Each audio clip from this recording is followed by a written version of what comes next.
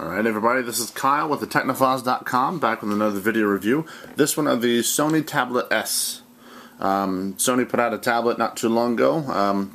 There's two tablets. One was the clamshell design that flips open, and this is the other one, is the more traditional style tablet. The first thing you notice is on the bevel right here.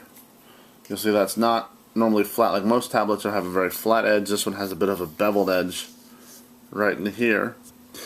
That's easily accountable for when you lay it on the table. It's automatically lifted up towards you a little bit, so you're not having a flat surface, you actually have it lifted up towards you.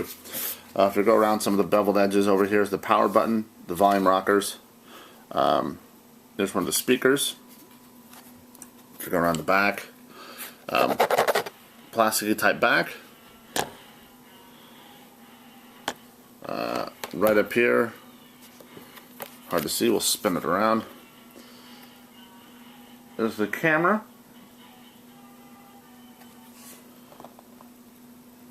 It's running Android 3.1. It is an NVIDIA Tegra 2 dual-core 1 GHz processor. Around the other side here, you have your other speaker. And you have a kick-out piece. There's the 3.5mm headphone jack. There's the connection ports right there, and there's my phone as my camera falls over. And from the looks of it, it's a, you know, if you ever used a Android tablet, you're kind of used to the home screen. Over here, the regular back, home, and app key. Over here is your clock, and your apps line up all around here. You'll notice that it comes pre-stocked with a lot of Sony stuff. You have the music unlimited, the video unlimited, the e-reader, you can select your app, social feed app, and the remote control. Now, the remote control function is very, very unique with this one because it does have an IR blaster on it, and it is able. No, it doesn't have an IR blaster on it, does it? No, I don't think so. I want to say it does, or it controls via Wi-Fi. They don't really give you a heads up. I'm making mistakes here, so we'll just cut this one out. Now, the remote control function is very cool, as in you click the little app, it'll bring up, and so far I've already paired a couple devices. I got my TV, I got my Blu-ray player, my network video player on there. And it does function very well as a TV, as a remote control app. It's just a giant universal controller. The problem is it doesn't control every little bit like you'd hope it would. In that aspect, if I bring up the TV app, that's just the basic functions. Volume up, volume down, channel left, right. That's it. You know, I can switch over to my Blu-ray player, and it gives you the volume up, volume down, play, you know, pause forward and all that other stuff, and double tap to pause. So it has the very basic functions that you would need for a remote control app to be using. And in that aspect, it was easy to set up, very easy to use. And I found it very, very comfortable just sitting there and just tapping buttons to get it working. Now you can expand the keyboard on the remote control app to broaden out to actually type in, you know, specific channels and things like that. I also use the Peel Remote app on the Galaxy Tab 7.0 Plus, and that was able to get content onto your tablet for you to read. And I wasn't able to set that up. And the second time they sent me one, I still wasn't able to get it working properly. It's nothing on them. I just think it was the cable provider I was using something wasn't working right. I just couldn't get it to work properly. It is a PlayStation certified device, which means you can play PlayStation games, but you have to purchase them separately. If you already own them, doesn't matter, you can't transfer them over. The graphics on it are pretty decent.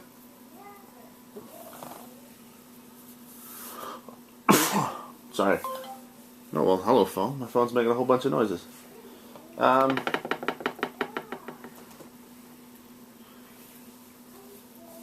The front-facing camera is 0.3 megapixels, so there's a small camera right up there. It's really hard to tell. There's no new version update, which is good. There's the front-facing camera right back there. Trying to get this one to load up for you so you can see what's the graphics are like. It does have an accelerometer, a gyroscope, and a compass on it. The sound on it is quite capable of handling anything you need to do. It does pump out a pretty good sound. I have it turned down somewhat low.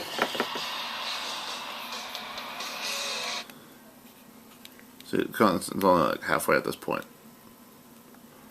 So we can pump it all the way up. I'll just keep it at the medium.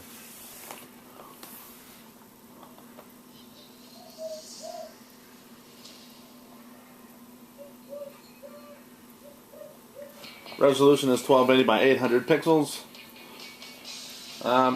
So it does pretty well, handling everything you need to do. We'll just skip along, get to the point. As you can see already, you can kind of see it's already smudgy.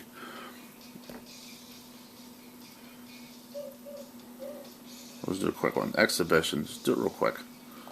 Slack doesn't matter. Yeah, it's good. Yeah.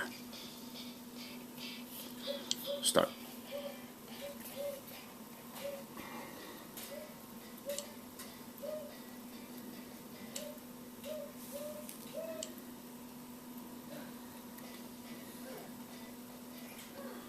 So we're starting the game.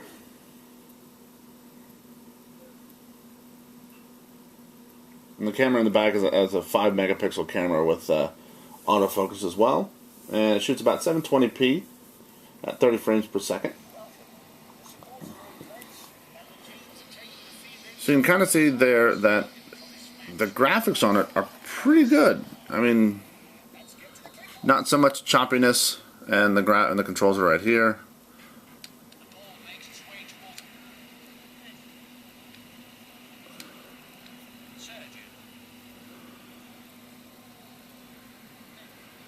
So you can kind of see there's the virtual controls right there, a little virtual keyboard. So all in all, the Sony Tablet S is a very good step for Sony in the tablet market. It's very solid, well-rounded. Not too much to complain about, really. The battery life on it is exceptionally well. You know, it is running the NVIDIA Tegra 2, so it has really good processor speed and can handle graphics quite well. Also, the bigger screen and the beveled edge here that I just enjoy so much, the beveledness. That way it's not laying so much flat that it's kind of propping up towards you, so it's a little bit easier to handle. And of course you got the HD games from Gameloft and eBay and various other things, and the Sony Music Player that's already preloaded with some music. I don't really want to play music on this one. I get in trouble. But as you can see, if you're used to regular Android tablets, you know, you're not going to find anything new or groundbreaking, just more of just Sony's stamp on everything. Sony Music Unlimited, Video Unlimited, and things like that. So you can stream movies to your tablet and you can play it that way. If we're going to go with a skip it, flip it, or buy it, this is a definite buy it. For $399, if I'm not mistaken. Things change all the time. About the same price range. Of course, it comes in a variety of storage capacities, 16 gigabytes, 32 gigabytes as usual. So the prices will vary upon that one. So with the Sony Tablet S, we're going to go with a buy it, based on the simple fact that it's a great step for Sony stepping into the tabloid market. The tabloid. Ugh. I'm a mushmouth. It's a tablet market. I'm sure they do great tabloids as well. Again, you have the PS Store, you have the Android market as well. You'll have a plethora of apps and games to get. So with that, I'm Kyle with the TechnoFiles.com. This is a buy it. That's been the Sony Tablet S, and we'll see you later.